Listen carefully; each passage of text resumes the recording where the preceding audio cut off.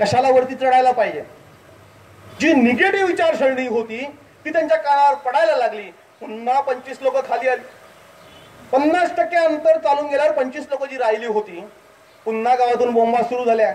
पडला तर, मेला तर, हातपाय तुटले तर, डोकं फुटलं तर, हे सगळी तरवाली जी मंडळी ही मुलांनी ऐकली आणि त्यांच्या मनावर परिणाम झाला। ती पुन्हा खाली यायला लागली। ही सगळी कुजबूज, गावातली नकारात्मक दृष्टी ही सगळी त्या मुलांच्या कानावर पोहोचत होती।